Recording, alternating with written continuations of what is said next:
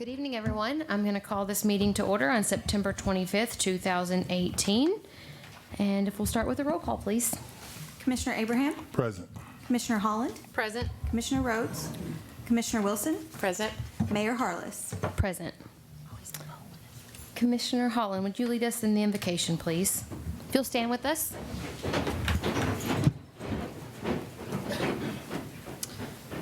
Dear Lord, we ask your blessings on all of us who have been called to lead the community in which we live and work and play. Help us as leaders to not ask first, how do we fix this, but what do we need to learn? How might we need to change? And to whom do we need to listen? Remind us, because we all forget from time to time, especially in the noisiness of the day-to-day, that we are not only leaders but also servants, and that it is our responsibility and everyone's to serve the common good of all. Remind us that no matter where we live, everyone is our neighbor, our sibling, and that throughout the ages, prophets have called the leaders of the people to respect and protect the least among us, our children, our elderly, the poor, those who are hungry, those who have no homes, those who are ill in body, mind, or spirit, the strangers and immigrants in our midst, those who live on the margins, those who are alone, and those who are forgotten. Grant us the wisdom and courage to know and do what is right and good and true. May we speak out when it is time to speak out and listen patiently and receptively when it is time to listen. May we always be guided by the spirit of community, by the spirit of justice, and by the spirit of love. This we pray in the name of all that is sacred and holy. Amen. Amen. Thank you. If you'll stay standing and join us on the pledge, please. I pledge allegiance to the flag of the United States of America and to the republic for which it stands, one nation, under God, indivisible, with liberty and justice for all. Thank you. You may be seated. City Manager, are there any additions or deletions to the agenda tonight? No, Madam Mayor. Thank you very much. And we're going to start off with our Finance Director, John Perkins, coming up and leading us through a public hearing concerning our property tax rate. Good evening, Mayor, Commissioners, City Manager. The purpose of this public hearing is to give the public an opportunity to comment on the proposed 26.1 cent real estate tax levy. A hearing of this nature is required by the Kentucky Revised Statutes if the proposed tax rate exceeds the compensating rate, which is 25.1 cents this year. Local government is permitted to adjust the tax rate upward by 4% over the compensating rate. If you would please direct your attention, I gave you two handouts. There's one that has an A in the upper right-hand corner, and the second one has a B. Look at handout A, if you would please. This is a 22-year history that shows the maximum we could take, what we did take, and the comp rate, so give you a perspective. We've taken the maximum allowed once in the recent history, and that was in the year 2014. And this year will be the second time in that 22-year history we are going to, we propose to take the maximum. Later in the meeting tonight, the proposed property tax levy ordinance will be introduced. Staff recommends that you set the city's real estate property tax levy at 26.1 cents, which is approximately 2.3% higher than last year, which makes it nearly 4 cents lower than it was even back in 2001. As shown on the chart headed real estate property tax levy before you, and that's the one with the B in the upper right-hand corner. The final reading for the levy ordinance is October 9th, and I'll be happy to try to answer any questions you may have at this time. Why are you recommending we take the maximum? We built in the maximum in the budget, made that assumption that's what we would do. Like this year or earlier? When did you build that into the, I mean, was this sort of like a long-term plan or a recent development? Well, we did it last spring when we built the budget.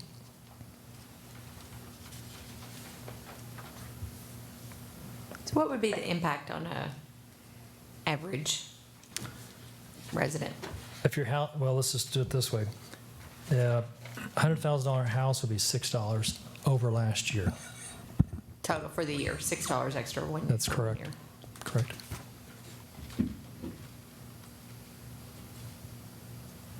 And the schools process, can you describe that a little bit?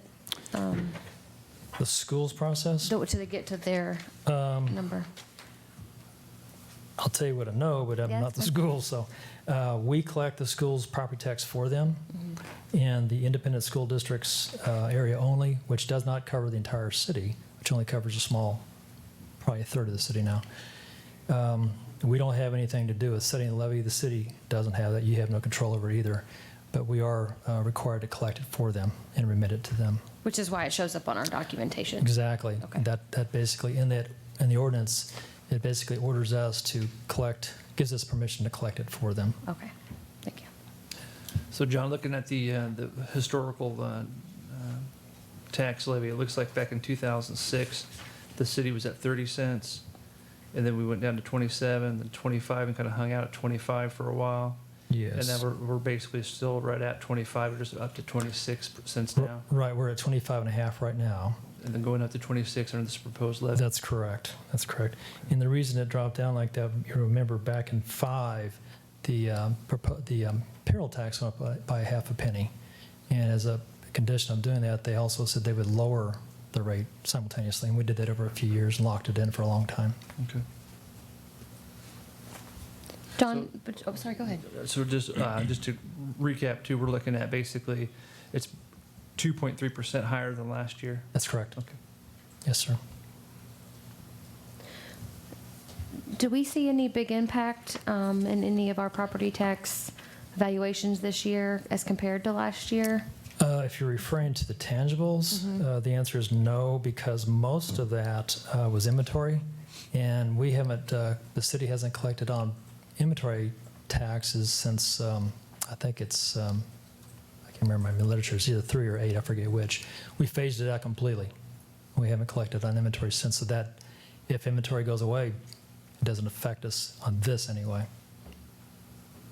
But year to year, we're not seeing much fluctuation On, from the valuation side? okay, you talking What about we're real, applying on the- real estate? Yeah. Mhm. I don't know exactly what it is. The average growth is probably between 2 and 3% on average. Matter of fact, just before I came up, and city manager probably hasn't seen it yet, he asked me to send him a graphic on the percentage of growth, and I did that. And so we've only had in the last 20 years, 1 year where it actually dropped down. That was right after the recession, the Great Recession hit.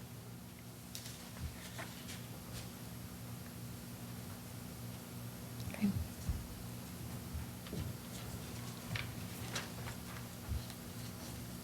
I don't have any other questions. Anyone else? So there'll be public comments after this, is there? If anyone is here for that. Is anyone here to discuss the property tax levy? No? All right. Is that a yes? No? All right. Okay, thank you, John. Thanks, Appreciate John. it. All right, we're going to move on with a presentation from the Youth Chess Club.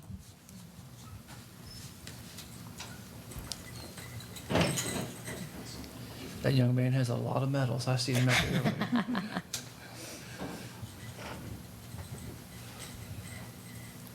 My name's Tom Knight. I'm a chess coach in the region. I work at Tillman. I coach all the teams at Tillman. I'm the owner of West Kentucky Chess and a sitting board member for the Purchase Chess Foundation, which is a nonprofit that just sprung up this spring. Congratulations. My counterpart over here is going to speak in just a second, but this presentation was initially put together by a student at Tillman named Austin Yarbrough. He's unable to be here tonight because he's heading home from a University of Louisville visit, so he wishes he could be here. He really does. A lot of what Austin wanted to bring to light is the growth of chess in the region.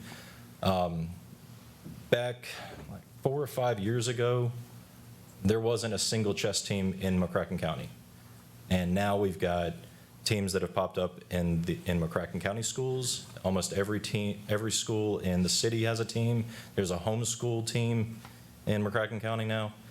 And competitions spring up all over the place, more especially here in Paducah.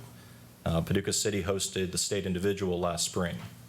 So there's a lot of growth to be had, and back at the end of the season last spring, Austin asked me where the chess tables were in the park.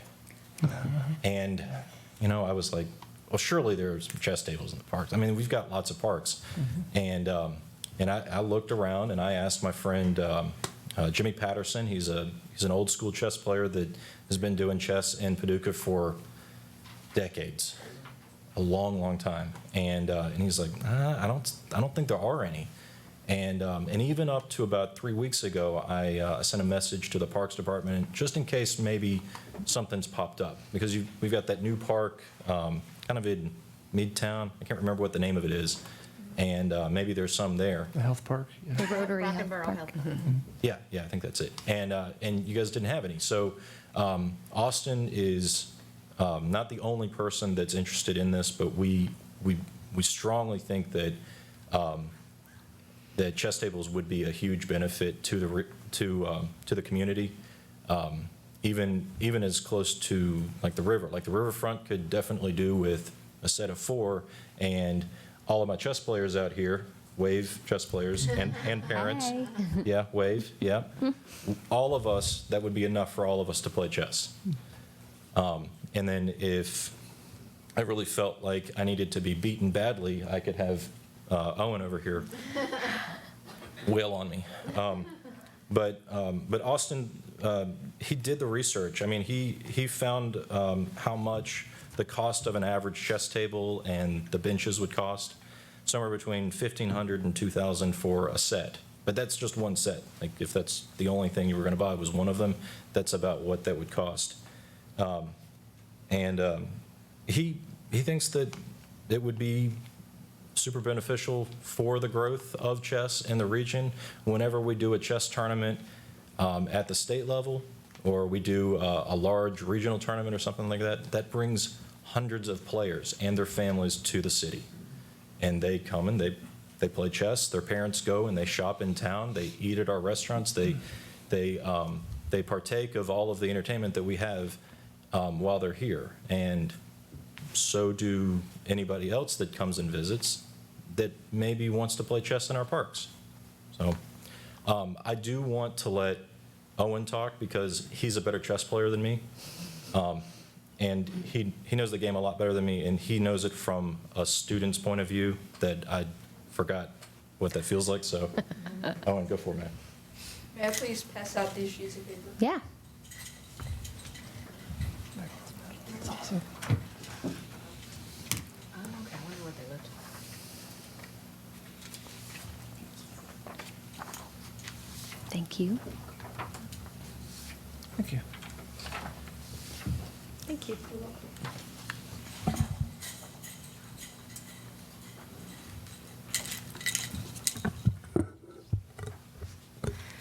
Greetings, Mayor Harless and Honorable City Commissioners. My name is Owen Cody.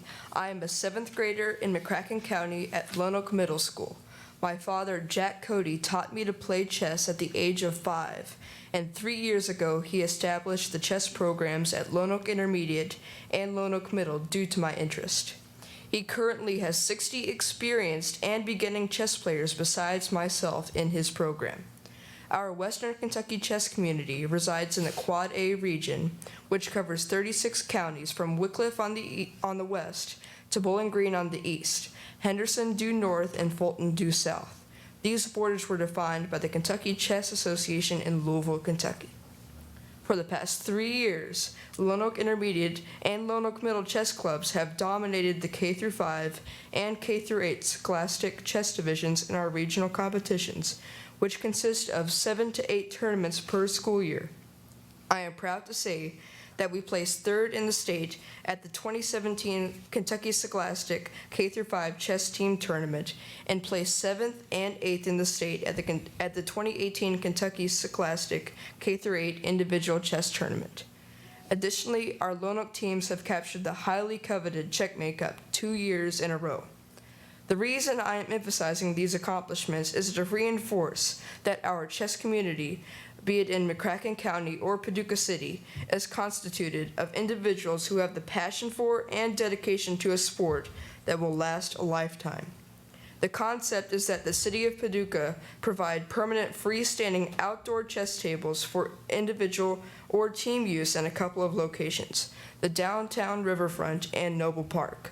Since Paducah has been recognized by the United Nations Educational, Scientific, and Cultural Organization, UNESCO, as a UNESCO Creative City, wouldn't it also be advantageous to be identified as a forward-thinking cultural community supportive of chess, which is recognized as an official sport by the IOC, International Olympic Committee? As a reminder, riverboats dock throughout the year at our riverfront, and first impressions should also be a consideration. I would like to point out the top 10 benefits of chess. Brings people together, teaches how to win and how to accept loss, helps focus, is educational, develops creativity, builds confidence, helps with problem solving and abstract thinking, exercises both sides of the brain through logic and pattern recognition, tests the memory and builds multitasking skills, and teaches how to keep calm under pressure. I believe that the addition of these permanent freestanding concrete chess tables to Paducah's riverfront and Noble Park will foster a continued interest in chess. They will also enhance the perception that we are a progressive, innovative city which is dedicated to reinforcing the development of our youth and providing mental stimulation for all ages and skill levels.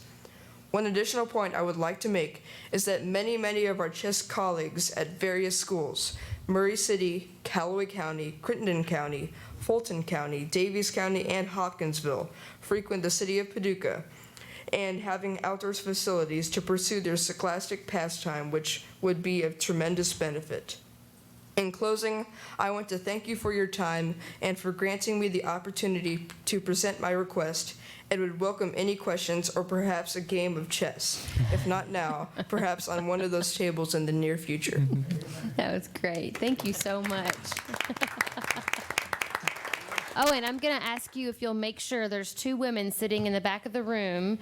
Katie Axt and Tamra Tracy are in our planning department. Will you make sure that they get these copies as well? And they might be the people that you'll be asking to help out to see if we can make this happen. I wanted to ask you guys before, if it's okay, have you thought about fundraising activities? Oftentimes it's nice if we can think about private dollars and public dollars coming together to make these kinds of things happen. Has that been a part of your conversation?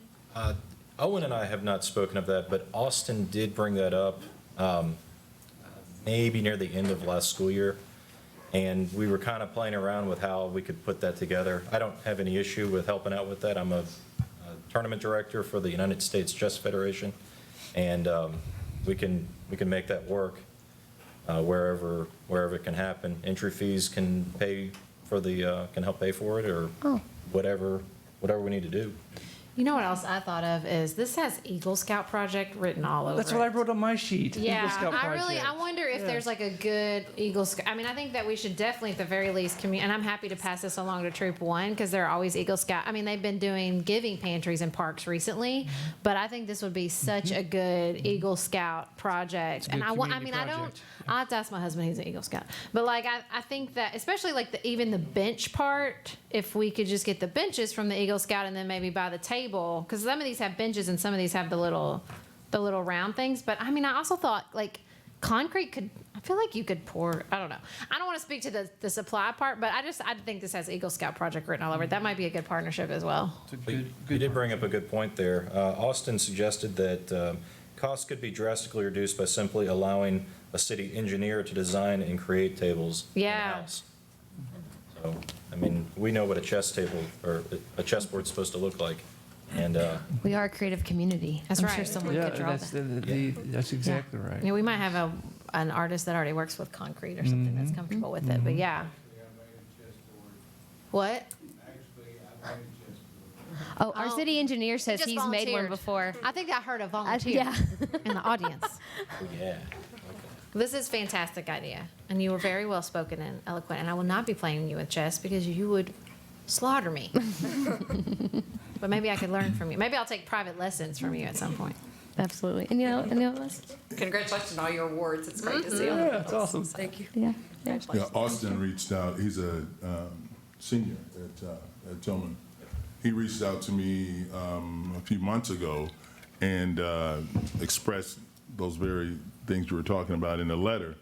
I kind of looked at it and put it away for a minute. And then this summer, while I was in New York, I'm walking up past these parks and I'm seeing all these guys out there playing chess. And I'm like, I got a letter about that. So when I came back home, I pulled a letter out and I contacted the coach here and asked him to come and share the on-table experiences and then the off-table ripple effects as it has in a person's life with those critical thinking skills, decision-making, being cool under pressure, all of those things that life throws at you are skills that a well-rounded young person should have. So appreciate you guys coming.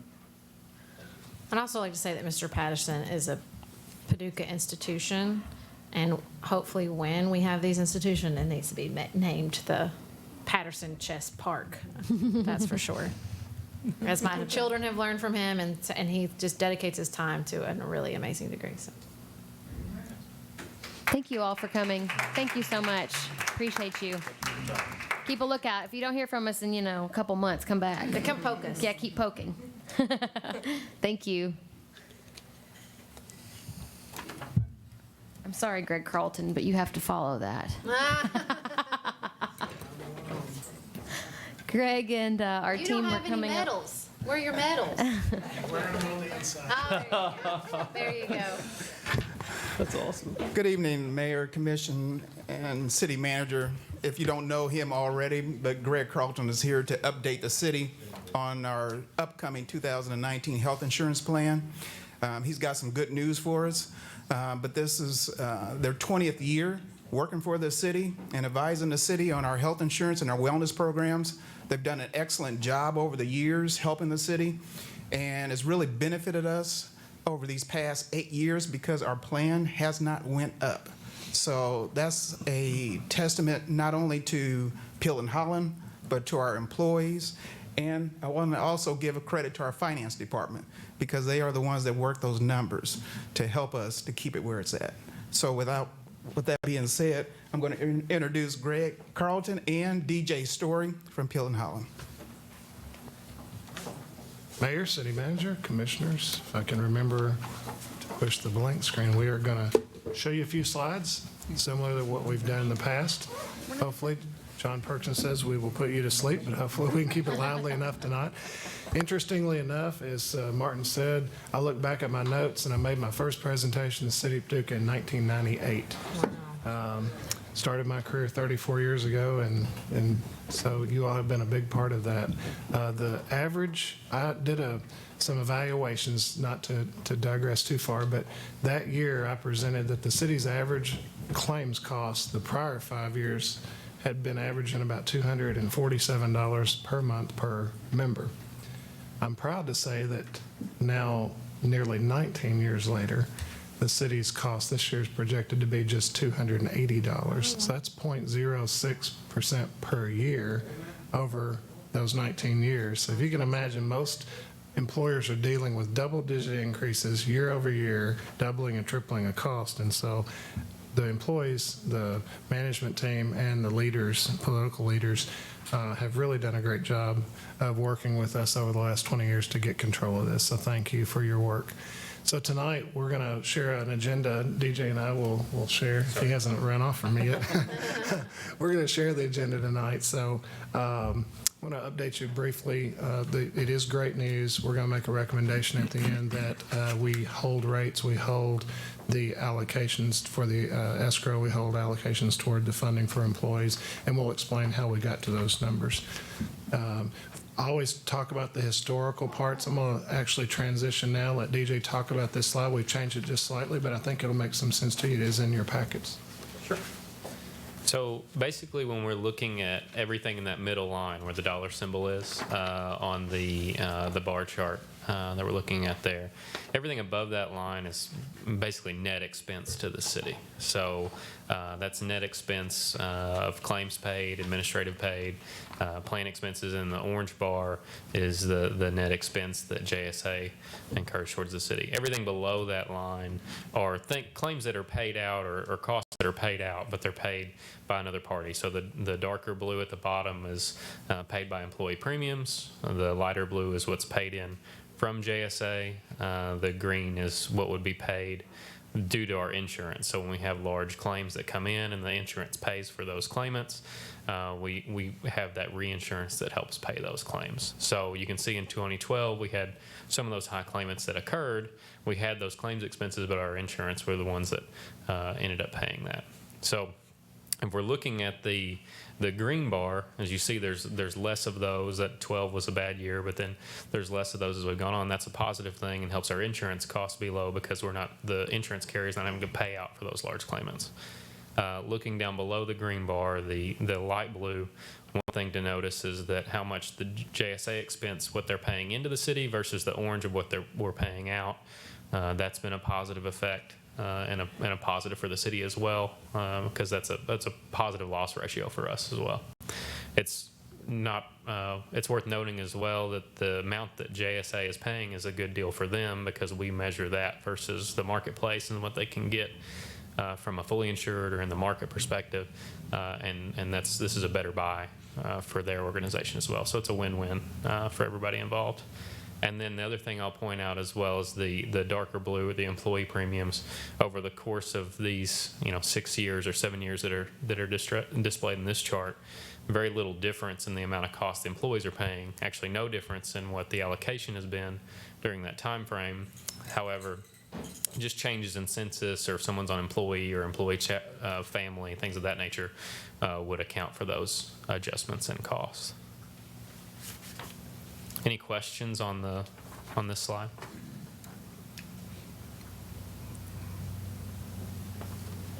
Oh, going the wrong direction. So the next is the escrow projection for 2018. When we're looking at this, we're looking at, okay, what are we expecting our claims to be throughout 2018? How much are we projecting for run-out claims that if we left the plan, those kind of things, admin, insurance, again, what we're paying for that insurance cost, and then the credit to the city and the finance team and the plan that has been in place of building up an escrow account to account for any large claims that come in so that it levels out those peaks and valleys as we have large claim years. Given where we're at this year, based on the funding that we've already taken in through premiums and the actual costs that we're expecting, we're actually a little bit overfunded, which means that we've hit the mark pretty well. We're at a negative 1.52% versus where we expect the claims to end up at the end of this year, which is a positive thing. Building into 2019, there's a couple different views here. One is an expected versus a maximum.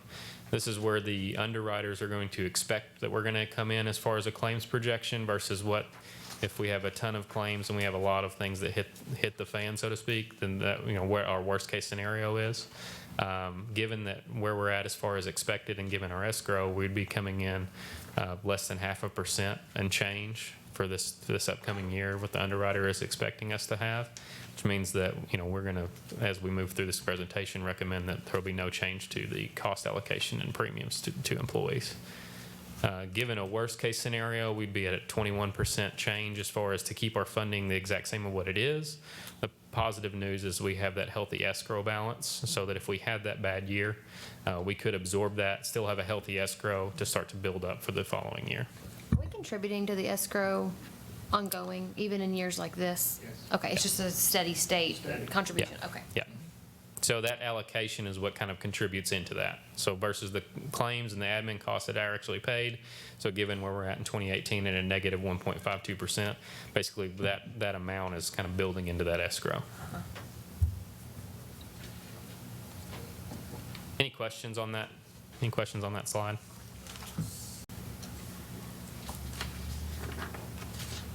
The one thing we do try to do is we assume what the expected is, expected claims costs and admin and reinsurance costs are, and then what's the maximum. We like to look at that midpoint of what's best case, worst case, and what's in the middle.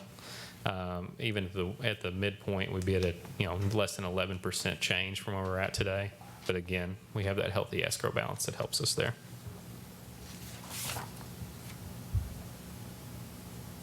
So we like to look at a historical perspective here. This is just, as I'll explain this chart, but obviously the calendar year on the left, city allocation. So that's the amount that they're giving to employees from 2009 through 2018. Really, no change in that since, 2012. That allocation adjusted. The next column there is the available wellness credits, so the amount that the employee can earn by being involved in the wellness program and the positive wellness culture that's continually being developed here at the city. And then the invest insurance premium, or the individual investor plan, is the health savings account type plan that the employees can choose. It's the most commonly used plan. That's the actual cost that they would have from an employee perspective. So as you kind of reduce the allocation and the wellness credit from the insurance premium, you get what the net available is to the employee that they could then contribute into an HSA or use it for other benefits.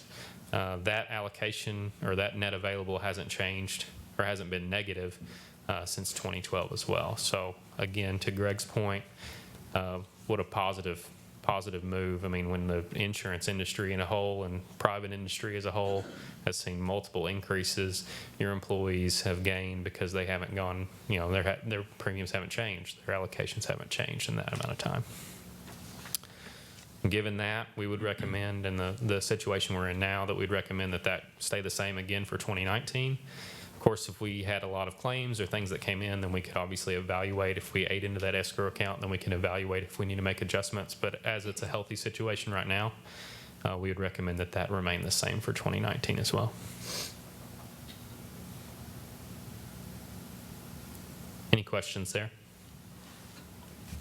And just look at these numbers, and they've pretty much stayed level, and that's ultimately comes back to the individual taking better care of themselves. You don't see those claims as you did earlier. The wellness program that comes out of HR is, I remember when we first launched it, like anything, it was new, needed some adjusting. I think we've made the appropriate adjustments, and it's reflecting in this presentation. I would agree. The disease management program, there's definitely things that employees can take advantage of to help improve their own health. And then again, the appropriate financial and budgetary concern with building up that account, so when you have those peaks and valleys within the cost of the insurance, that doesn't have to trickle directly down to the employee, which is a huge benefit. Other programs that we have renewing this year, dental was a minor 3% increase. That is a voluntary plan. It's still very well priced for the marketplace. We actually increased the annual maximum in the prior year from $1,000 to $2,000, which is above benchmark for the area as far as what available benefits there are for employees. But utilization caused a slight increase there to that premium.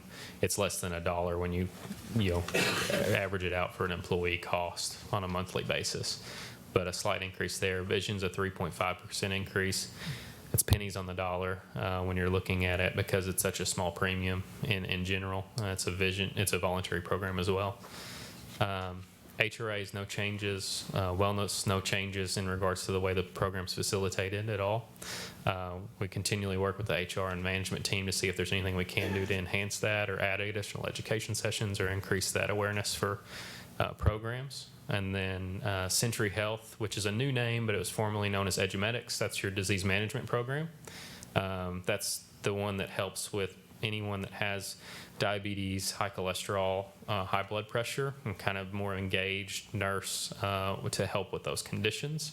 There was a slight increase to that administrative cost as well at 5% on that program. Voluntary, when we talk about voluntary, we're talking about your AFLAC plans. We've had a couple different times where someone from another carrier has looked at those, and so our plan with the management team, the HR team, is to evaluate additional carriers in 2019 and see if there's a better value for the city or employees in that marketplace. I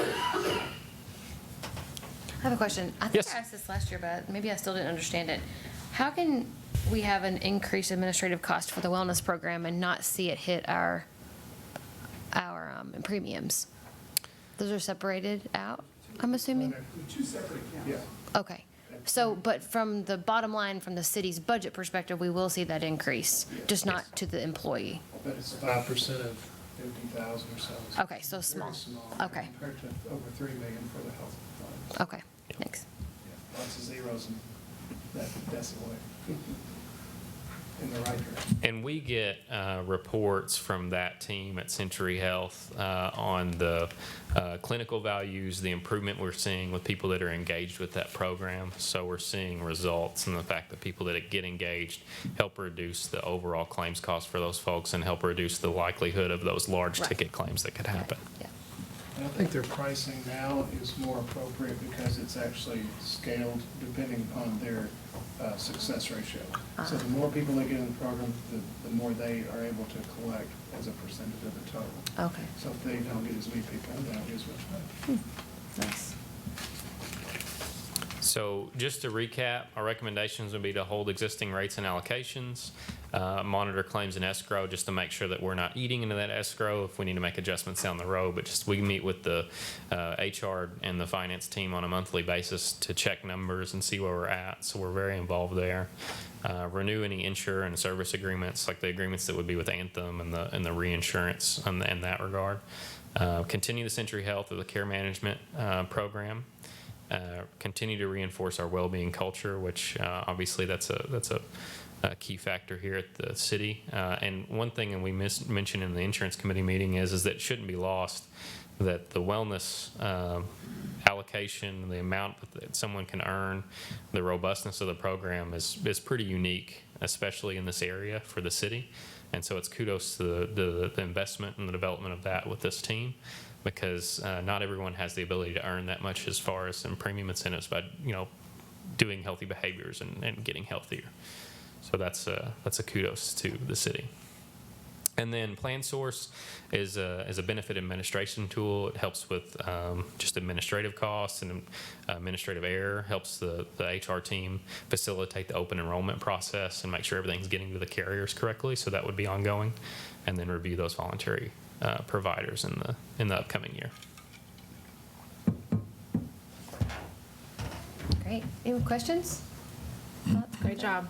Thank you. Yeah. Thank you. Thank you. Thank you all so much. I will make one last announcement, and that is that this will be my last year to formally lead the team. So we built a strong team. I announced earlier this year that I'm in a 5-year retirement phase. So this year was leading, in addition to the prior 24 years at Peel and Holland. I start now an observe phase, which I'll be watching and monitoring and just being a backup for the team. And then about 3 years from now, I'll go to what's called available status. So it's when they need me, they'll call me. Otherwise, I can do other projects. So I've already started a new company to do coaching and business consulting. So I'll still be here, I'll still be around, but hopefully you won't miss a step because we built a very strong team to take care of you. And I'll always sort of be looming around despite sort of photobombing or whatever, So I appreciate your business and I appreciate all the work that's gone. And this is definitely a flagship for us. Anytime I talk to I'm out speaking nationally, I'm always talking about City of Paducah and how innovative you were years and years ago, going down some paths that we were all willing to go down together. So thank you. Appreciate it. That's excellent. Thank you for your service. Appreciate you. Thank you. Congratulations. Yeah. Congratulations. Thank you all. Thank you, Martin. Thank you, DJ. Thank you.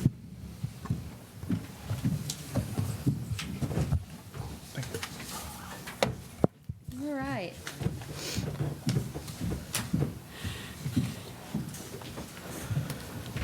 Lost half our crowd. Okay, let's move on to the consent agenda. Items on the consent agenda are considered to be routine by the Board of Commissioners and will be enacted by one motion and one vote. There will be no separate discussion of these items unless the board member so requests. Anyone have anything they'd like to remove tonight? Yes, item F. Okay.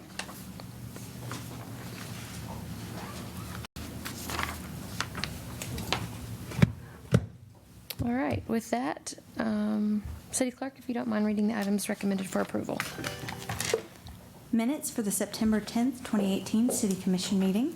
Receive and file documents, personnel actions, a municipal order declaring the real property located at 222 Ashbrook Avenue to be surplus property, accepting the bid of James and Sandra Faulkner in the amount of $2,500, plus recording and deed preparation fees for purchase of said real property, and authorizing the mayor to execute the deed and all documents related to same. A municipal order declaring the real property located at 1131 Flournoy Street to be surplus property, accepting the bid of Cameron D. Brewer in the amount of $450, $1,000 plus recording and deed preparation fees for the purchase of said real property and authorizing the mayor to execute the deed and all documents related to same. A municipal order ratifying the mayor's execution of a 2018-2019 Kentucky Highway Safety Program reimbursement grant with the Kentucky Office of Highway Safety for funding to be used for reimbursement of overtime hours associated with specific traffic enforcement activities for the Paducah Police Department. I make a motion to approve the items read for approval. Second. Thank you. Roll call, please. Commissioner Abraham? Aye. Commissioner Holland? Aye. Commissioner Wilson? Aye. Mayor Harless? Aye. And City Clerk, if you don't mind bringing forward item F. A municipal order approving the execution of a grant application and all documents necessary to obtain an African American Civil Rights Grant through the National Park Service in an amount not to exceed $50,000 on behalf of the Hotel Metropolitan. So moved. Second. Oh, second. Thank you. All right, Commissioner Yeah, I Abraham. just wanted the planning director to just give a little background on the grant and where it came from, just to bring folks up to speed on this opportunity for our city. Yes, this is a wonderful opportunity. National Park Service has stepped up their availability of grants, and particularly focusing on small communities and African American communities. So it's really a great opportunity. And what we're looking at here today is staff has been working with the Hotel Metropolitan, and we want to bring forth the grant proposal to get funds so that it can be preserved in a way that we haven't been able to do so. And this particular grant is going to be expanding the nomination of significance as it pertains to the hotel. When it was declared on the National Register, the Park Service has a 50-year window of time that you have to be in front of or behind. It depends on your perspective. In other words, you have to be at least 50 years old to be designated. And when the original nomination was written, part of the one of the buildings that's on the parcel for Hotel Metropolitan wasn't 50 years old yet. It pays to be over 50 years old, I just want you to know. So now it is over 50 years old, and so we want to go back and amend the nomination so that we can include both buildings, and so we can also secure professional drawings and other consulting kind of activities so that we can get an even better grant for Hotel Metropolitan to preserve the whole thing as one unit. And it's very exciting. And She's here. Yeah. Oh my gosh, I didn't even know you were here. Hi. For those of you at home, Betty Dobson is in the room. And she's now She is the in the famous room. Betty Dobson. She's trained us to anticipate pie, so I was like, where is it? Yeah. Tamara, that should have been you. You should have brought us pie. Yeah, you're right. I should have. I should have known better. But this is a very exciting grant opportunity, and it is only the first in what I hope to be several pieces coming before you. So we can get some financing into this incredible community gem. Mm-hmm. So, And this is for the Purple Room. Is that correct? Yeah. Okay. And that's the place where you've hosted events before. I know several years ago, and that was the room where people actually performed when they were visiting. Correct? Correct. Excellent. Wow. Wonderful. We'll cross our fingers for you. Yes. I feel very absolutely. Very confident. Very confident about your. We need a drip Very marketing confident. campaign. That's right. Yep. Excellent. any questions? Any questions? Well, thank you. Thanks. Thank you very much. All right, let's take a vote. Commissioner Abraham? Aye. Commissioner Holland? Aye. Commissioner Wilson? Aye. Mayor Harless? Aye. Also, congratulations, Betty, on your award from the National Foundation of Women. You deserve it, seriously.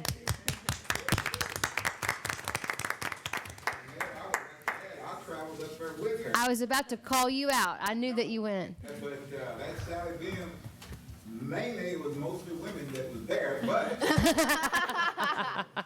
That's great. That's great. All right. We have a couple of ordinances. Commissioner Wilson. Okay, bear with me. I move that the Board of Commissioners introduce an ordinance entitled, "An Ordinance Fixing the Levies and Rates of Taxation on All Property in the City of Paducah, Kentucky, subject to taxation for municipal purposes and for school purposes for the period from July 1, 2018 through June 30th, 2019, with the purposes of said taxes hereunder defined. General fund of the city, rate per $100, real property .261, personal property .390, motor vehicles and watercraft .390. For school purposes, Paducah Junior College, real estate .016, personal property .016, and motor vehicles and watercraft .031. The City of Paducah shall collect the following taxes for the Board of Education: Paducah Independent School District, real property .840, personal property .840, and inventory .840.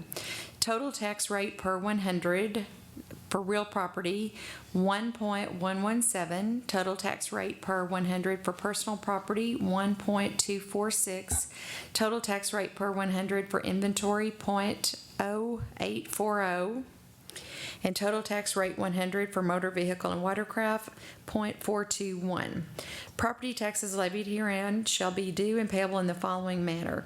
In the case of tax bills which reflect an amount due of less than $800, the payment shall be due on November 1, 2018, and shall be payable without penalty and interest until November 30th, 2018. In the case of all other tax bills, payment shall be in accordance with the following provisions. The first half payment shall be due on November 1, 2018, and shall be payable without penalty and interest until November 30th, 2018.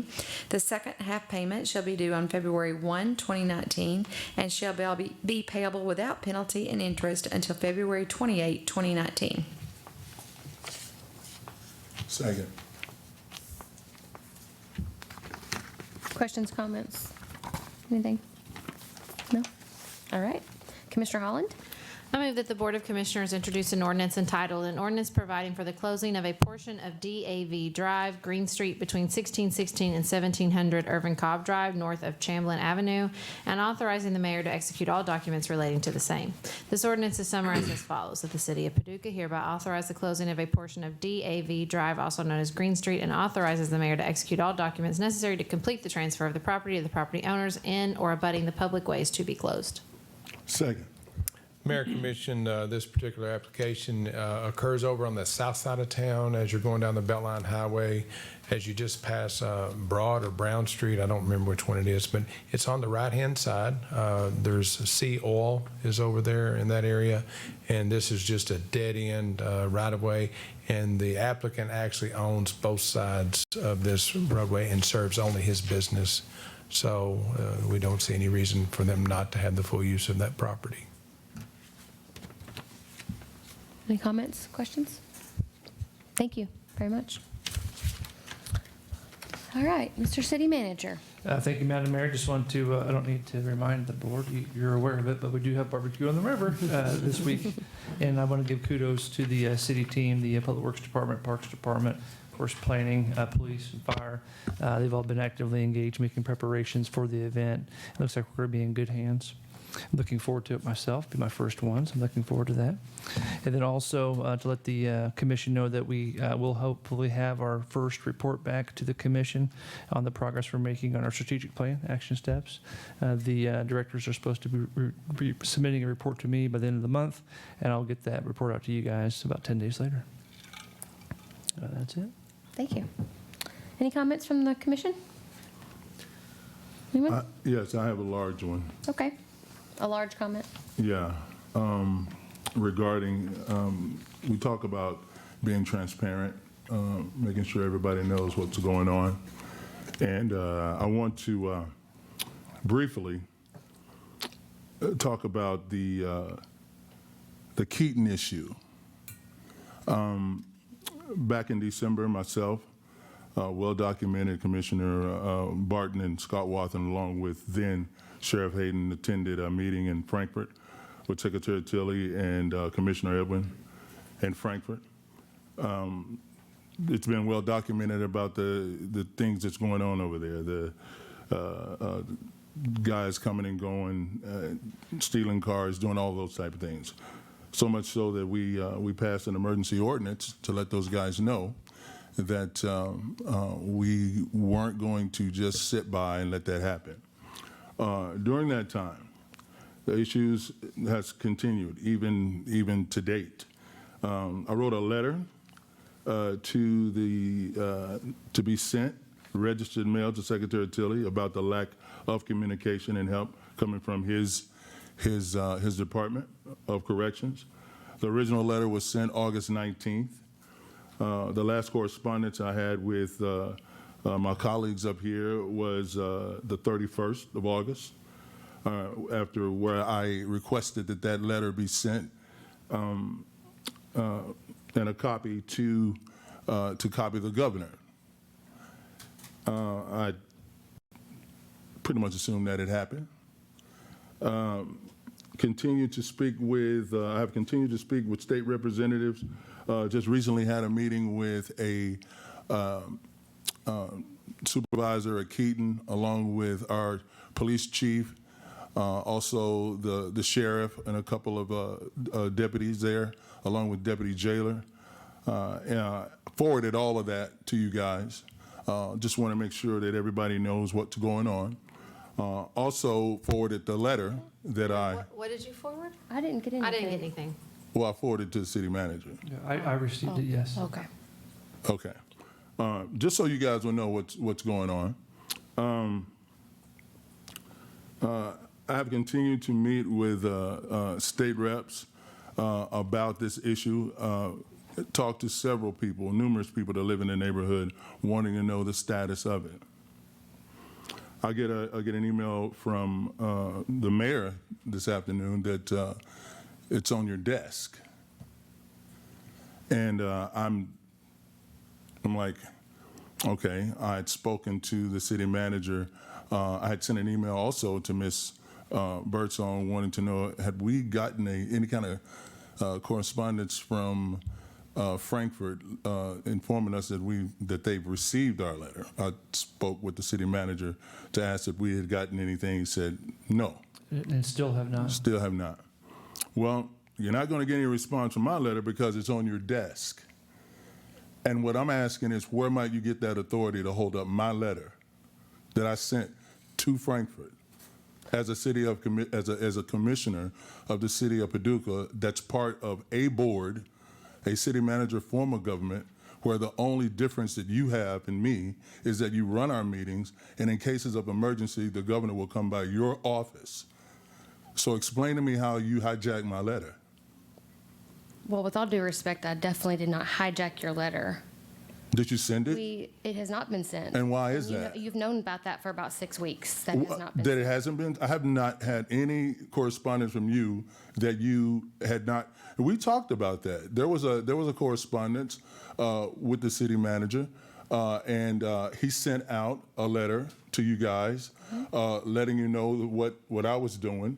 I think Commissioner Wilson sent her opinion on how she felt that it would be better if we sent a letter as a unit, right? As did I. I sent that as well. Right. That's your opinion, and you're entitled to it. But that doesn't. I'm still confused on how my letter wasn't sent. So because we are on a team, it means that we typically act as a team, correct, Commissioner? Which means that, can I finish? I was respectful for you. Can I offer some thoughts? This is commissioner comments, and I'm still commenting. Oh, excuse me. I thought you were looking for a response. That's okay. You can. I'm sure you will. The beauty of this commission is you have, and Commissioner Wilson, you mentioned this the other day when we were talking about this, is that we all we're elected because we're different, even though we're a unit. We have certain passions, even though we say when we're campaigning that We want the best for the city, and I believe everybody up here does. So if an individual commissioner feels that there is an issue within the community that threatens the safety of its citizens and feel to take the initiative to address that for another member of our city manager form of government, not mayor council form, take it upon his or herself to just, we're not going to do that. I'm confused on that. I'm not sure where that type of authority may come from. I'm done. So I never wielded authority over this decision. I asked the question to our other commissioners who are on our team, do you feel comfortable with this letter? And the resounding answer was, no, I do not, because there were some parts of the letter, actually the very end of the letter said, on behalf of the commission, I'm sending this letter. But the commission didn't see the letter until we sent it out in an email, and then you got the feedback that you received from some of our commissioners, which said, I'm not 100% comfortable with this, can we take a different approach? So this was never an effort to wield any authority, Commissioner. I asked the other team members on our team what they thought about this. I think there is a really legitimate way that we can handle this as a team by talking about what the best approach is. So I don't understand how I'm being portrayed right now as this authority-wielding person when I, in fact, asked the opinion of every other person up here on this team. So I don't know. You don't understand where I'm coming from at all. Of course, I understand that you're frustrated that the letter you wrote did not get sent. That makes a lot of sense to me. So, but what you're saying right now is that I decided to use authority that's not granted to me, and I don't see how that happened. Well, you decided not to send it. Now, I asked our team members if they felt comfortable with it going out with their, you invoked the commission in your letter, sir. You said, on behalf of the commission, I'm sending this letter, and no one said we approve of the letter. That's how we do things as a group, right? As a member of the Board of Commissioners. No, the end of the letter says, on behalf of the commissioners. Now, if we want to change that and everyone else agrees, I think the other piece of this is that let's talk about how we really want to solve this problem as a team. I mean, there was a letter sent that said to the secretary, to the governor, that we've changed our ordinances, we've done this thing, be aware of that, right? That letter was sent, the very factual letter. Along with the ordinance. Along with the ordinances. So, but your letter was written, as you state at the end of it, on behalf of the commission, and I don't think that's appropriate. If we all want to write a letter together, we should write the letter together. If we want to have moments for comment and feedback on your letter and make it as a team effort, then I think we should definitely do that. I think your letter in some form is still very merited, and I agree with sending something. From my personal perspective as the mayor, I agree with sending something. I think we need to send it as a team or decide not to, and you need to take that part off your letter and send it on your own. When you mentioned that I've known about it for how long? You know about what? That the letter wasn't sent? How long? From my understanding, several weeks. Where did that come from? Several weeks. From Lindsay, from the city manager? I talked to the city manager about had we had any response from the letter that was sent. He said no. I said, what about my letter? He goes, well, it's we're waiting on sign-offs on it. But I sent a letter to, an email to Ms. Birdsong inquiring, had we received any correspondence from Franklin? Never heard from her. But you were copied on the letter where the email where your letter was scanned, sent out to the commissioners, and then you had some responses, I'm pretty certain. The ones that I mentioned before, just at the beginning of my comments here. And were the responses from the commissioners, yes, please send the letter? No, the letter that I did that as a courtesy. I wasn't asking your permission to send it. But if you're speaking on our behalf, shouldn't you? I'm speaking on behalf of the citizens of Paducah, more specifically the ones that live in that neighborhood. But if you're signing a letter on behalf of the City of Commission, shouldn't you consult with us before you send a letter like that? I did, On City of Paducah letterhead. exactly, which I am a member of. Because to me, I mean, I feel like the authority being invoked, you know, you took the meeting in Frankfurt, which I think is wonderful. You never talked to any of us that you were going. You never updated any of us on the meeting. You never said, these are my concerns. I mean, I feel like that this has been something you feel passionately about. But as you know, as a member of the Board of Commissioners, like we said, like, we're a team, and we definitely, absolutely have a bigger impact on the state level as a team.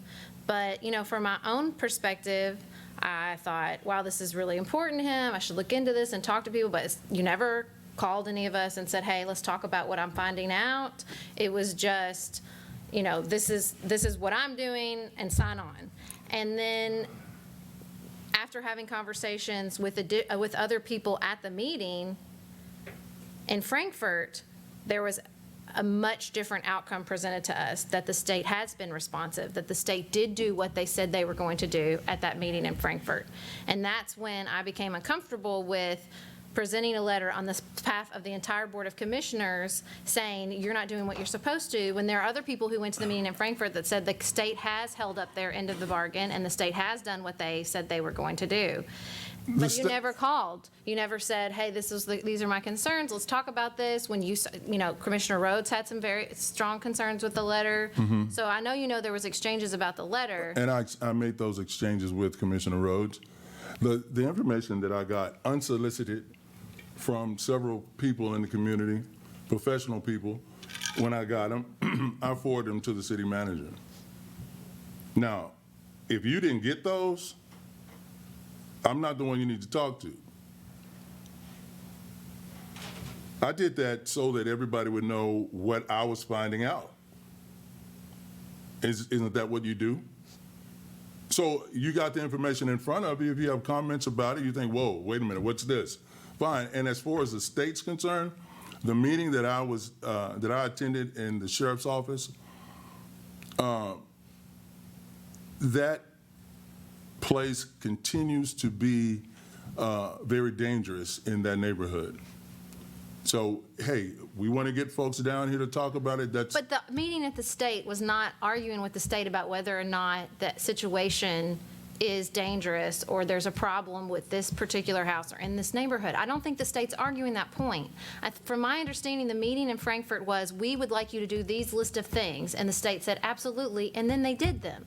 So I don't understand why we're still, you know, I don't think anybody's arguing with you about whether this situation is untenable or whether there are concerns. No one's arguing that point with you. The state, us, no one up here. So I don't understand. What we're trying to say is, you know, stating that it's dangerous, which is a thing that no one else is arguing up here in a forceful way, is not getting us closer to a solution. And throwing people under the bus, or be it the state, be it the city manager or whatever, it doesn't get us closer to a solution we can all agree on. Because while we are absolutely empowered as individual city commissioners, we also don't ever act alone, correct?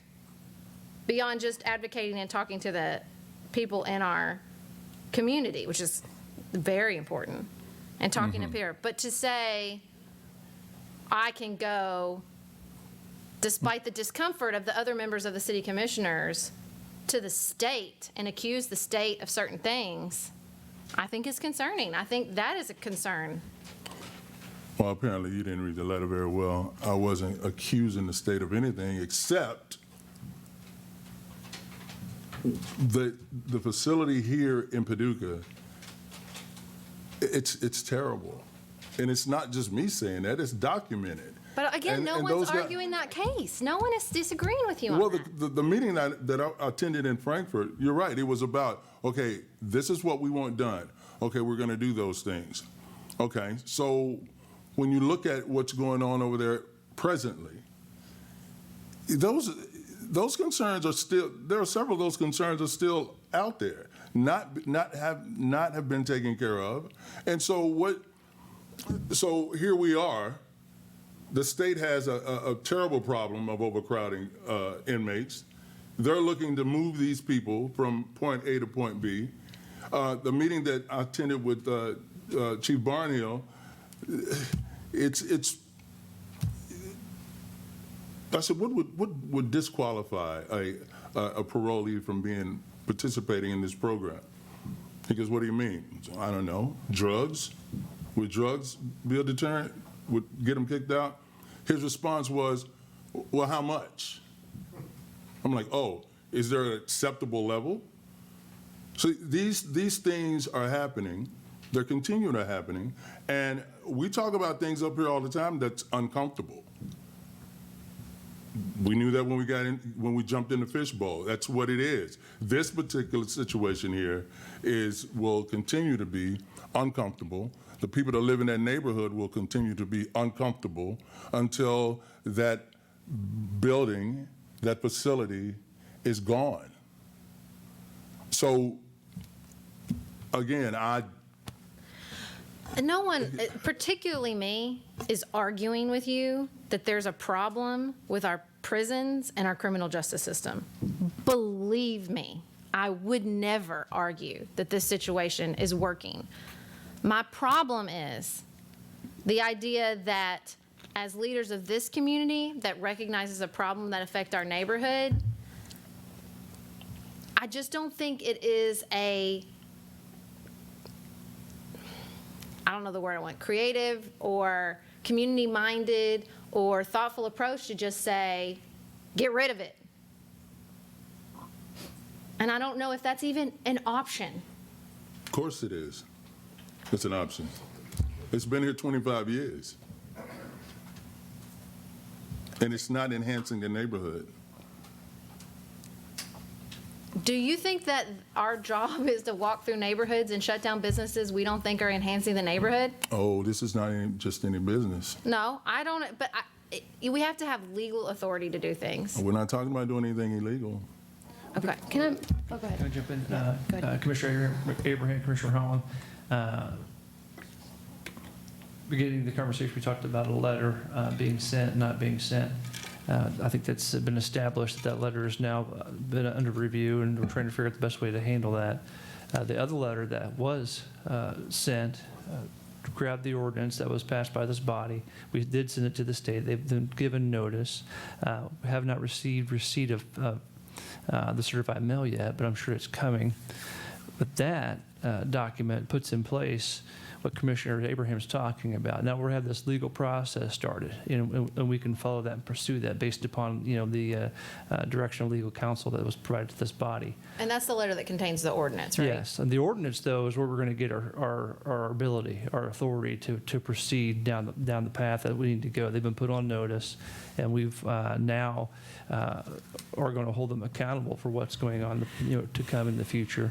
At the same time, we passed the municipal order requiring the notification of the neighbors, so on and so forth, and we're working on putting those particulars together. I did receive a notification from Commissioner Bartleman at the county that he received notice from the state that there was going to be a statewide notification system set up supposedly by the end of this month to assist us with that as well. I talked to Chief today about the meeting that you guys had a few weeks ago about another meeting coming up. This was supposedly scheduled for this Friday. It's still tentative whether it's set or not set. He's not heard confirmation about that. So I think we continue to make progress. My understanding is that probation and parole was not at the meeting that you attended a couple weeks ago, which we still need to get them to the table because they basically have control of about 50% of the operation there.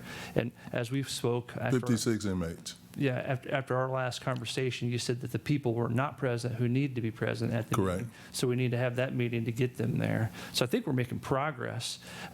The building itself, as you mentioned, has been there for more than 20 years. It's one of those things where we don't have the ability to shut it down yesterday, but we do have the ability to manage it as we move forward by utilizing the authority that we have through the ordinance that was passed. I think we're going in the right pace and the right steps to try to mitigate that out there. But as far as the letter being supported by the commission, of course, I'm going to leave that up to the commission. But as far as trying to share documents, I believe I tried to get everything out that I possibly can. There might have been one that I missed. I don't recall that. But you have kept me in the loop. I try to share that information. And as far as the letter, though, I'm not for sure how the council, the commission wants to proceed, whether you ask Commissioner Abraham to tweak the end of the letter and he submits it, or if you're going to work together. I did ask Commissioner Abraham at that time if he was okay with this board countersigning it. He said he was okay with the countersigning of the document and sending it together, but if it needs tweaked or edited, I leave it up to this body to determine that. So. Are you talking about the letter you sent on August 19th, where the subject line says, "The following letter will be forwarded to Secretary Tilley and copied to Governor Bevan"? Correct. And it's signed just by you. Right. So for all we would know, really, in reality, you would have just sent that. I'm sorry? Well, in reality, I mean, the subject line says, "The following letter will be forwarded to Secretary Tilley and copied to Governor Bevan." You put the body of it in here and then sign it Commissioner Abraham. Yes. But you sent it to City Hall for it to be sent, right? On letterhead, yes. Yeah. For it to be sent on letterhead, okay. All I would just say is that in my experience, in my humble opinion, when we're dealing with the state government or the federal government, we do have so much more strength when we appear as a united community. And if a letter is going to be sent, to me, it should have been sent from the City Commission with a copy of the ordinance, which is what you have done. Well, we sent the ordinance, the emergency ordinance that was unanimously voted upon. Now, keep in mind, I held back on that letter. I rewrote it because I was The going letter with the ordinance or the other letter? There's two letters, right? Right. Well, prior to the emergency ordinance, and I stated that the night that we passed that ordinance, that and you guys know how I felt about this whole situation. But I'm like, you know what? I'm going to hold up on that because we're gonna take a different route on how to deal after talking to council about how to do that. Let's establish some things. Okay. All right. I would rather bulldoze the place now, relocate those guys, but I understand the process. After that, we unanimously passed that emergency ordinance. I sent the intention was to send that letter that I wrote in tow of that.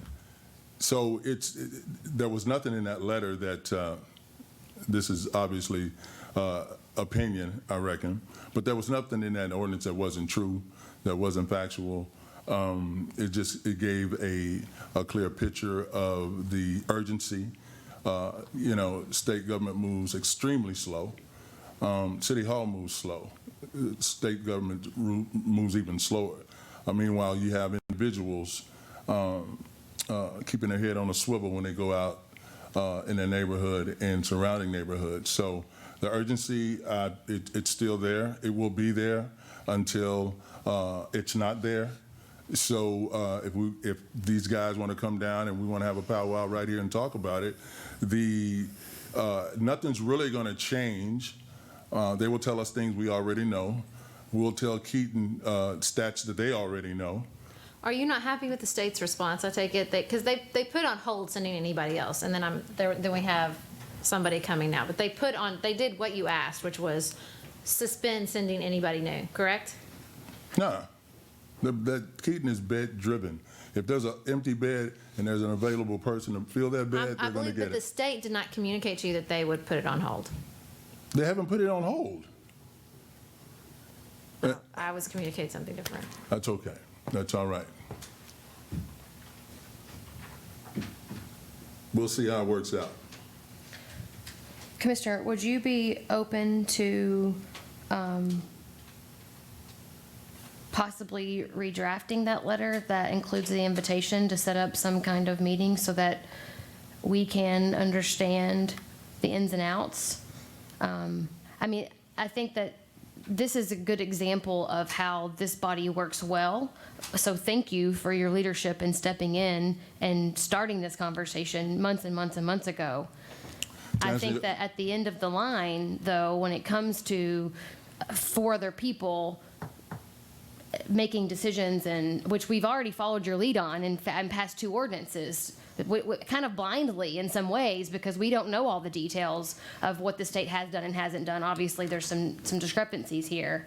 So I think if there's a way for us to be able to get on that understanding with you, whatever that looks like, I'm willing to take your lead on that as well. As far as trying to get the state down here for a conversation about Keaton Correctional, absolutely. Also, I hope they bring the contract that they signed, that they're holding Keaton responsible for, because I would love to see the details in that, given their track record, that being Keaton. It would be amazing to me that those numbers are acceptable and was written in such a way in that contract that that hasn't been pulled. Well, I think we can get that quickly. It just hit me, because I know you've asked for it and you've been waiting for it to come. But what if we just did a open records request? That'll work. Do we Could think you- that's the right way? I mean, that's the easiest. Well, he's asked for it for weeks now, and he's not getting it. To Keaton, so you would submit an open records No, request to the to the state for that? So, yeah, I can work with Lindsay and getting that done. Just like us, we have to provide a I document. understand that. I just want to say before we wrap this up, these types of situations come up, and I always check my motives to make sure that I'm doing what I'm doing for the right reasons. And I think this is. And that simple request for the contract to find out what the do's and don'ts and what Keaton is held responsible for doing, and the state is in the middle of that is us, right? So if we don't know what that contract says, but we're in the middle of it. So if there's any holes in it, then we're going to feel the heat on that. So we need to make sure that we understand exactly what everybody is responsible for doing. I would like to suggest that we include the county in this conversation as well. Commissioner Barterman has been, he's not here tonight, but he's been at several of our meetings when this has been discussed. I know the 2 of you went to Frankfurt. You know, I didn't know about that before, but that was okay. As I've said before, and you quoted me, I do think we're a stronger body when we all have our different passions. That's your passion, and I respected you for that, for going and taking there and following up with us later. But I do think this is an important issue for the city and the county. Bill Barterman, Commissioner, has been very involved with it. I think that we need to include them in these conversations. Well, he pretty much initiated it. He did. Right. And so I think that it's important, you know, as I've said, that we come across, we're stronger when we're a united community. And so if we're wanting to ask for things from the state for this, if you've got the City of Paducah, McCracken County commissioners working together, it's going to have a much stronger response. Well, that sounds real good, and I hope that works out for us. But when you have the principals in the room, and this is just my personal opinion, it needs to be plain talking. I understand the issue that the state correctional system has. I get that. And I understand out of sight, out of mind. And I understand what bed-driven means. And so when you have all of those things on the table, and then you look at here we are in Paducah, and we're dealing with this facility that is a major headache, not only for that community, but for our law enforcement, emergency services. It's a major headache. We need to make sure that we let these guys know when we get face-to-face with them as a team, to let them know that the way it's operating now is totally unacceptable. With all due respect, I think we all understand that. Yeah, Thank you. I don't think anybody Absolutely. disagrees with you on that. So moving forward, can someone up here talk with Commissioner Bartleman to coordinate the invitation? I know he's been speaking with Secretary Tilley already. Sure. Do you? I will do want to that. Okay, Everybody feel comfortable with that? absolutely. Okay. Commissioner Abraham, I think we've all been comfortable with you working on that in the lead. Nobody's questioned you on that at all. I've respected you for doing that. I've appreciated you for doing that. And I have voiced that to you in these meetings, that I appreciate you taking the lead on that issue. I understand it's an important issue. I Yeah. appreciate it. And I appreciate you. Thank you. You're welcome. Any other comments tonight? We're good. All right, we have Randy Beeler here to speak. I do. I was fixing to compliment on how jovial y'all was, and I hope when I'm done, Miss Wilson, we all have a big group hug. I learned a lot of new words, as I said before, and I seen diversity in action tonight. I've seen tolerance in action. Transparency. We'll discuss a little transparency. Mr. Arndt, this is a question to you, sir. I don't know if you've been filled in about why we show up every week, but in 2016, and understand that I can only relate to the Human Rights Commission minutes of the meeting and the Paducah Sun, because what happened, we were not included in any of it. Some way or another, the commission ended up down at Human Rights. 6 people out of the city of Paducah, a city of 25,000, had a complaint about our float in the parade. No one come to us and said, you know, hey, we got a problem. They proceeded, I don't know how it went down up here, but they proceeded and a resolution was formed or drafted up here to keep us out of the parade. We have been fighting this situation for quite some time. I firmly believe there's no such thing as a problem. I always believe there's only a situation. It doesn't become a problem until one person or the other is unwilling to work. By taking us out of this parade, it didn't physically harm us, but it did strip us of our integrity. If anyone sat down and just review what we've accomplished in the last 10 years as citizens of Paducah, the community service, as I said before, 3 of us have Lifetime Achievement Awards signed by Barack Obama. I would challenge any group to see who's got that. My point is, October 4th, 11 a.m., Parade Board's going to meet again. We've been trying to figure this out, and it's the only thing I can come up with. Is this going to be a closed meeting or an open meeting? For the Parade Board Committee? Parade Board, yes, sir. It's a working committee, so it'll be a closed meeting. It's okay. How would you say we should go about requesting another vote from the Parade Committee and us being there to defend ourselves? See, I understand, sir, what it's like to have something happen and everybody not being informed as to what went on. A boy from Mississippi called me and told me we were not in a parade.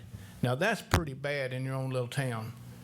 And you know, like I said, what's going on up here, yeah, okay, I understand hurt feelings and stuff. Our feelings are hurt. Our integrity is torn.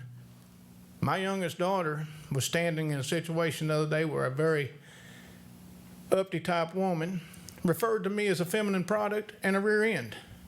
And my daughter looked at her and said, that's my dad.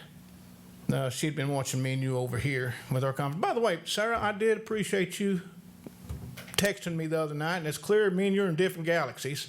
But it's all right. You're entitled to your opinion. I'm entitled to mine. I don't know why we can't cure this. We've been trying so hard, and I don't know why we can't get it cured.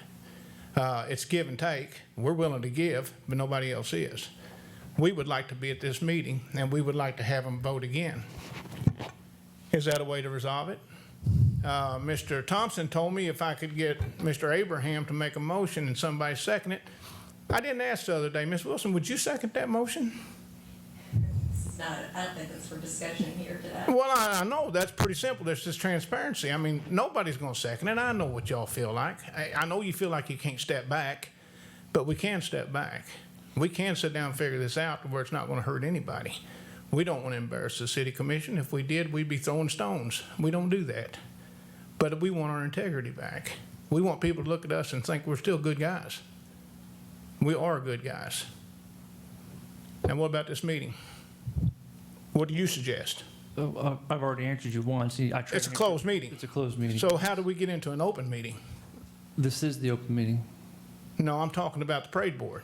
A straight up and down vote so we can watch and see, or at least defend ourselves. That's a closed meeting. This is an open meeting. That's not So a could public they meeting. submit letters to the parade board? Yes, they sure can. Okay, now let me ask you all this. Let's just say, which I can tell you right now, the parade board would okay us. Because when I walked in there the other day, they all knew me. There's no doubt in my mind that they would pass it. what would y'all do? Would you rescind this resolution? A minute ago, you said we're offering to give. What are you offering to give? I'm just out of curiosity. I just want you to rescind this resolution here tonight, and we won't ask to be in your parade. That's about as fair as I can get. You won't have to see us down there in your parade. Now, I can't speak for Mr. Swinford, the little old man, but I can speak for our group. Can it get any fairer than that? Well, the problem was y'all didn't like our float because of our flag. By the way, I'm going to invite y'all out October 6th. We're going to raise an orphan's flag out the park. And we're also going to have our new monument dedicated to the 60 to 90,000 black Confederates. Now, we'll have a special day for that one, but it'll be out there to be seen. Y'all are welcome. I don't know if y'all can come at once or not, but you're welcome. Now, back to mine. Talk to me. Can I say something, please? I do want to say that I'm sincerely sorry you were not more included in the conversation when we began talking about the parade. I'm very sorry for that. Somebody should have approached your group, and I regret that you learned about it in that way. And I want to offer my sincere apology about that. And I understand, as I told you yesterday, and since WPSD filmed it, I guess it's not a private conversation. So, you know, I'm sorry that you now feel something that brings you a great source of pride. People are asking you to feel ashamed of. I don't want you guys to feel ashamed. I don't. And I don't want you to feel like you've lost your integrity. And I'm very sorry about that. And, you know, I don't know what a great solution is at this point. I think that if you feel like the only thing that would make you happy is to rescind the resolution, I mean, that's something we'll all have to talk about. We've talked about it for a year and a half, Ms. Holland. I don't understand how if you want the resolution rescinded and you don't want to be in the parade, why you need to go to the parade meeting. But other than that. Well, if we go to the parade meeting, we can present our side. We can present it to the gentleman that's going to make the decisions. Now, you know and I know if they vote to put us back in the parade, it's still not going to happen here unless you guys do this. And all we're asking you to do is do this. We're parades all over the country. We win awards, trophies. We spend a lot of money on it. We could have toned our flag down. We could have flew the First National. Most of you might know what it is, might not know what it is. We could have flew the Orphans flag, which we're fixing to put up over the park. We could have flew the Bonnie Blue. There's so many flags we could have flown if somebody just walked up and said, hey, guys, we think there's a problem here. Now, like I said before, we've been in this parade 5 years. Had never had a problem with anyone. The closest thing to a problem I had two black women attack me on Broadway. They threw their arms around me, they kissed me, they got their pictures took with me, and asked me, was the South going to rise again? I told them, I hope the hell not in this heat. We had a big laugh, had a good time. This chain, this penny with cross in it, was given to me by a World War II veteran 6 years ago. I wear it every day. Proud of the veterans. Most of our guys are veterans. We didn't want to fight with the city. You think we enjoy coming down here? Y'all at least getting paid for it. It cost me, I'd rather been riding my motorcycle tonight. This is not complicated. It's a pretty simple solution. Rescind the resolution, and you guys are probably not going to see us again ever. We have no interest in beating you up, beating you down. I don't mean physically beating you up. I better be careful nowadays. But no, you seen tonight what you felt like when you thought somebody went behind your back and done something you wasn't totally aware of. At least y'all have the opportunity to cure it. We can't. We just come down and throw ourselves at your mercy. And as far as, like I said, our integrity, I got two daughters. My daughters are 32 and 35, and they love their daddy to death, and they have to look on the internet. Me and you had that conversation and see people talking about me. Or they get to see a lot of people brag on me, but they get to see a lot of people talk bad about me just like people do you too. I read. I'm not illiterate, I read. And I feel for you because nobody should go through that. I was asked out there on the sidewalk the night they had the LBGT, what did you feel about that in there? I said, I don't care what goes on in there. As long as them people are not stepping on my toes, not infringing on my rights, my ability to express myself, I don't care what they do. Black community, I don't care. We're just interested in doing our thing. We run a museum. It's open to everybody. Miss Harris, you spent 2 hours in there. Is there not a whole wall dedicated to black Confederates and Union soldiers? Sure there is. We do history. We don't do protest. Otherwise, we'd have a big protest. We don't do that. We could fill this room with our membership. We just keep it down to me and these two guys. I know y'all get offended because we don't hear so well, so we get a little loud when we're trying to talk. But it's okay. Can I ask But you a question, Randy? There's your sister, sure. Would you be able to be in the parade and fly one of the 6 flags of the United States Armed Forces? We did that last year. You did? We had yeah, you should have been there. We had every military flag down there. We had the Confederate battle flag too. And okay, I know, y'all are extremely educated, and depending on what you read and how you read, the battle flag's a bad thing. It's not. It didn't become a bad thing till the 1950s and 60s. That's when the Klan picked it up and made a racial symbol out of it. It's not the flag's fault. The resolution that I voted on was a resolution that very purely, in my opinion, stated that there are 6 armed forces flags that we honor on Veterans Day. And from all the research I did, that's what the federal government also says. And so I very intentionally made a choice as the mayor, as my position, my 1 vote of 5, to support a parade committee that said anyone shall be in the parade as long as they're flying one of 6 flags. Is there not an option here for you and your team to be in the parade? Sure, we can fly all 6 of them, but we're still going to fly the Confederate flag. We are sons of Confederate veterans. See, that's where you're not giving. That's where you're not giving from your side. You said you want to do give and take, and so I don't hear anything from you that you're giving back in this conversation. And that's where we've gotten stuck, right, all along. Well, okay, I'll no do one this is with saying you. don't be in the parade. Right? Can I finish my statement, please? Yeah, without go ahead. interrupting me? I'm just Thank like you. y'all. I'm no different Thank than y'all are. Go ahead. I know, it's fine. So, I don't think anyone, unless I'm wrong, is saying that you shouldn't be in the parade. I don't think anyone's saying that. What we're saying are, here are the rules by which we created for the parade, and if your float can meet those rules, you are always welcome. So is there not a reality where you and your team could dress in Confederate outfits and walk in the parade without flying the flag? Is that not a possibility? There is a possibility. Why don't we fly the First National? But that's not one of the 6 flags that If this we go body before Veterans the Day board parade. and we talk, But well, you're we're not giving, representing the Randy. Confederacy if we don't fly one of their flags. But you're dressed in the uniforms. Isn't that an honor to the people who you're trying to say that you support? The honor is the Confederate battle flag. The Confederate battle flag was the flag of the soldiers. I'm not being ugly about that. It's St. Andrew's Cross. It's a religious symbol. It's not a hate symbol. And you can't educate if you don't put it out there. You fold it up and go in there. I don't want to get into that. Another thing. But Well, I think that that is the reasonable, from my perspective. I don't know if anyone else up here agrees. From my perspective, that is a reasonable middle ground to say no one has ever said that you cannot be in the parade. I haven't heard those words, and if I they have. well, I'm sorry that you've heard that, because from my perspective, that's not the case. we were But told that the we organization wrote, wasn't allowed in we there. wrote a resolution that supported a decision of a parade committee that specifically said you can fly one of 6 flags. Because the parade is to honor. Because the parade is to honor the United veterans. States military service. Yes.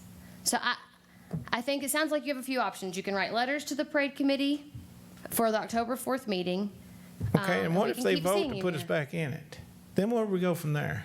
I think we'll have to cross that bridge when we get there. Well, as long as you're going to fly one of the flags that falls under the resolution. They vote to let you back into the parade with flying one of the 6 flags that. We flew all 6 of them last year. We stood down there as every veteran come by and shook our hands, saluted us. Plus, we had our flag down there. We weren't being ugly to nobody. We were received by the veterans, and they all walked past us and told us that we should have been in that parade. The little lady from Channel 6 was sitting right there. I looked at her, I said, "You getting this?" And she said, "Yeah." Of course, nobody ever heard it or seen it. Mr. Ricardo Harding, the man that brought some of the problem on, he filmed us. But he was on Channel 6 that night. And when they asked him what he thought, he said, "When I looked across that street," he said, "I saw no hate." Now, how are we going to educate if we do it wrong? If we don't let people know who we are, we make them guess because we're in uniform who we are, most people don't have a clue. We're there to honor our soldiers, not just impress the people, but we like being asked, what are y'all? And we tell them, we educate. Anyways, we're not getting nowhere tonight, and I'm sorry. I gave you the good option. You feel like you give me the good option. And it's okay. I can will and deal with anybody. Well, and I'll just say this, and since we're on TV, I think you deserve me to say this, and if everyone else wants to say this as well, you all have been absolutely inspiring to me to work with, and I'm serious. I'm sorry if people have said negative things about you, and you're right, we do understand how that feels. But we all independently know, individually, our good intentions, as Commissioner Abraham said earlier. We're all showing up here, doing our best, with our best intentions. And I believe that of you, I believe that of you guys, I believe that of everyone who has come to this table and talked to us about this issue. So I just want to say thank you, because you do deserve to be given that benefit of the doubt and the good intention that I know you have. And you've known me for a really long time, and I've known you for a really long time. But I'm sorry if we haven't answered it exactly as you had hoped.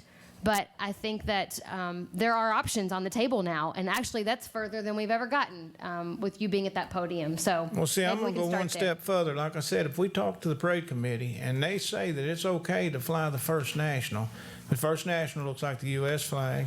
Most people's not going to know what it is, but it's still going to be our flag. Not the flag we wanted to fly, but we said we'd compromise, basically compromise. And I'm willing to compromise. That's coming up soon. The parade's coming up soon. One last word. Okay. Perpetuity. We've learned a new one. I like that one. I had to practice that one because I didn't pronounce it real well. But we're going to be here till something's settled. We're not going to quit. I'd like to invite y'all out to the park. I'd like to invite you down to the museum. Metropolitan. I just told Betty a while ago, she knows us. I said, anything you need. We believe in history. Anything you need, you let us know. Anything. It's not about what everybody thinks it's about. But we're not given a chance to show it.